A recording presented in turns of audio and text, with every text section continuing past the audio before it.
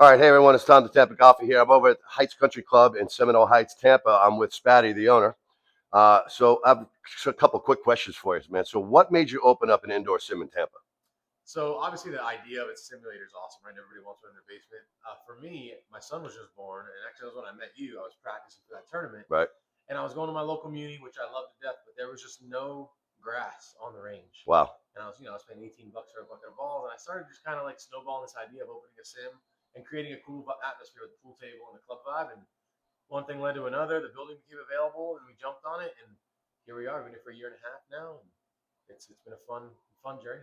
Well, this place is beautiful, man. I love everything about it. The vibe is very cool. You got a pool table.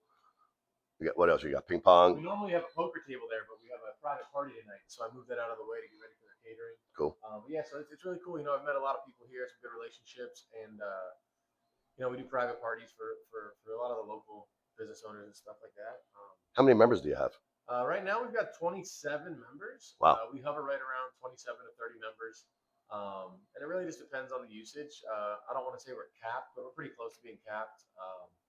So if anybody is interested in joining, feel free to reach out. I come give you a tour and play golf, kind of like we did today. Just play golf, shoot the shit, Right on. and kind of go from there. Kind of feel people out. And not that we're like an exclusive uppity club, but if I get a bunch of young bucks in here that want to come in here to party, and that's really not we're not here. We're obviously not here to be a nerdy golf club either. Right. But we just we want to be a respectable club and make it a good time for everybody. This place is open 24 hours a day, 7 days a week. 24 hours a day, 8 days a week. 8 days. 24 hours, Yeah. 7 days a week. It's members only, though. You have to have Members membership. only. Members are allowed to bring their guests, right? So if you have a bunch of buddies that want to come, as long as the member's here, you book a tee time on an app, you get a door code, you let yourself in, and essentially you walk into exactly what you walked in today, except I wouldn't be here. Yeah, that's cutting edge, man. That's different from a lot of Yeah, simulated cool. places. So Yeah. they can play up to 2 hours a day. And I'm human, I'm pretty flexible. If somebody's like, hey man, I got buddies in town, can we book it a little extra? We're super flexible. If you want to host their own parties here, they can do that as well. Since it's an indoor sim, how many holes can you play in like an hour? So my record is I played TPC Sawgrass in 18 minutes. No. That's with auto putt. I do like a 5-foot auto putt birdie circle and like a 25-foot 2-putt circle. But I played a whole minute. Now, mind you, I am kind of rapid firing, and typically, if you and a buddy come in an hour, you can play 18 holes. Wow, that's pretty neat. And, That's definitely different from 5-6 hour range on the course. It's always 72 and sunny in here, which is nice. Yeah. Weather's always a factor, right? Yeah. But yeah, it's really cool. So aside from just playing golf, there's tons of immersive practice modes as well, right, which have helped me dramatically. But one of my favorite things that the sim offers is a software called Operation 36. So what it does is it takes beginning golfers, people that have never played golf, takes them out of the intimidating range setting where there's 35, 40 people looking at them, watching them shank the ball, right, and it brings them to a private setting, and it just really gets them to practice and learn how to make contact with the ball. And we've had pretty good success with that. That's definitely neat. So how important was it creating a laid back atmosphere? Yeah, so it was super important, obviously. In Seminole Heights, I live, work, play in this neighborhood, right? Like my main business is the coffee shop next door.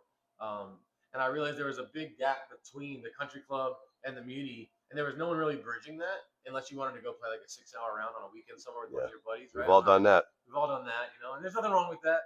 But I thought it'd be cool to kind of bridge the gap and create a place where we could have somebody coming in here, nerding out on some golf data, testing out different ball data, really looking at their camera and the swing angles. And then their homie could be playing pool or playing ping pong or just watching a sports game. So it was huge for me. I wanted to create a family-friendly environment as well. So people bring their kids in here and their kids can watch TV while dad practices, right, vice versa. Not that you can't do that, of course, but it's not the ideal setting. Right. So kind of bridging that gap, and I wanted to create it approachable without oversaturating it. So making it super approachable and just kind of bridging that gap was huge for us. What kind of golfer comes here? Is it like the country club, elite golfer? Is it the everyday golfer? Is it a group of buddies just coming out to drink beers? And it's funny. I have a good array of golfers. I'd say 10% of my members are sticks, right? Like they come in here, they nerd out, they're working on data, they're practicing the game. I'd say 70% of my golfers come in here with their buddies, they crush some drinks, play 18 holes as fast as they can, and they get out. And then I've got a happy medium group that they really want to get better, but they also want to have fun.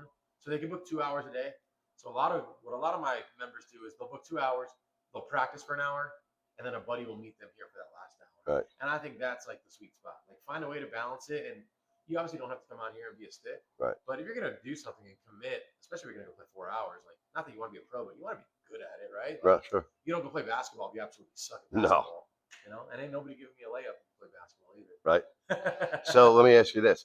So do you have like a resident pro that will come in here and teach too? Or do you have anybody that's a pro that we can, got some local somebody pros wants lessons? we got some pros that'll come in here and give lessons from local courses. Our main pro here, Pat Barnes, is the full-time teaching pro at Hunter's Green. But he'll come in here and he'll nerd out with people, usually after hours or on his days off from the club because he has a full-time pro there. Right. He's helped my game tremendously, that's for sure. Cool. I went from a 5 to a 2. Nice. Just don't watch me punt because then you think I'm a 10. So 5 to a 2 is actually pretty hard to achieve. You know, it's different going from like a 25 to a 20, and then from a 20 to a 17, and 17 to a 5. I mean, when you get down to the lower handicaps, it gets harder and harder to achieve a lower handicap or become scratch. For sure, yeah. My goal was to go from 5 to scratch when we opened here. But you know, life got in the way, and I didn't practice. I actually don't practice as much as I should now. But I will say, like hitting balls in the sim definitely translates out into the real world, right? Like I'm able to map my bag out, get all the data I need off my yardages, so on and so forth. But my goal is as a 2. I've never broken 70. I just shot 81 the other day, but it felt like I shot 150. So I think that means I'm getting somewhere, right? But my goal is to break 70 one time by my birthday in April. Nice. So I've got some work cut out for me, but well, all you need is time, right? I've broken 70 on the sim. Right. I haven't broken 70 out in the real world, yeah. So, but like I said, you know, with time and money, you can do whatever the hell you want, right? Yeah. So how many different types of courses do you have on here? So there's thousands of courses on there. So GS Pro is the software we use, and they have tons of designers. That one of the designers can be a guy in a basement creating a Star Wars course for his liking, and then we have other guys that will design your home course. So if you want to have your country club built on here, you can. So there is thousands of courses. Obviously, we did look for a course in Korea that was not on there. Right. But most of your famous courses are going to be on here. So your major championship courses, and a lot of private clubs are on here. So a lot of guys will get their home course built, especially courses up in the north that close in the winter. Guys want to go sit. And sim golf obviously is a little bit newer to Florida than it is the rest of the country. But in the colder climates, a lot of these guys want to be able to play their home course in the winter. So they can practice to go out on the real course. Yeah. So let me ask you this: if we were to play a one-hole match, what course and what hole would you want to challenge me on? You're a 2, you said? I'm a 2.8. 2.8. I'm a 21.7. Yeah. So pick a hole that's not going to beat me up too bad. I think I'd have to take you just because we can. We might not ever get this opportunity. I'd have to take you to Augusta. Oh, what's that? Like the hardest golf course ever? Probably the hardest golf course on tour. Right. Least, right? Yeah. If not, arguably. I say let's do it. Let's do it. What do I have to lose? My integrity? I'm a 21. I don't have that integrity. Play for $1 million. Let's go. Let's do it. All right, man.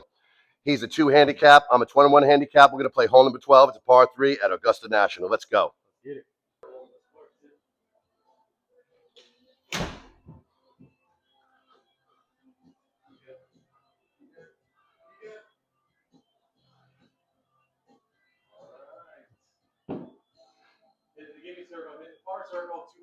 Wow. Do I have enough? Do I have enough? Get up.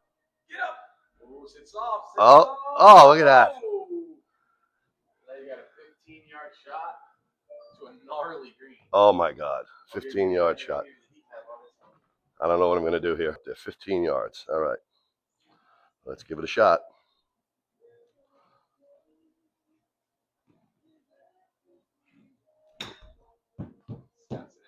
Sit. Nope. Too far. Well, I guess I lost that match. Well, you can still hold out. You have another 15-yard shot. Oh, right back in the trap. And that, folks, is why I am a 21 handicap. That's a great thing about golf, right? Is anybody can play anybody. Hey, man, I really appreciate you having me down here. Yeah, dude. Thanks for coming by. Absolutely, I appreciate it. And if they want to get a hold of the Heights Country Club, how do they do that? Give us a shout, 813-853-4388. Give me a call or text. I'll give you a tour. Or check us out on Instagram at heights.cc. We're open 24 hours, baby. Thanks again, man. Yeah. Appreciate you. Thanks for coming by, dude. All right, buddy.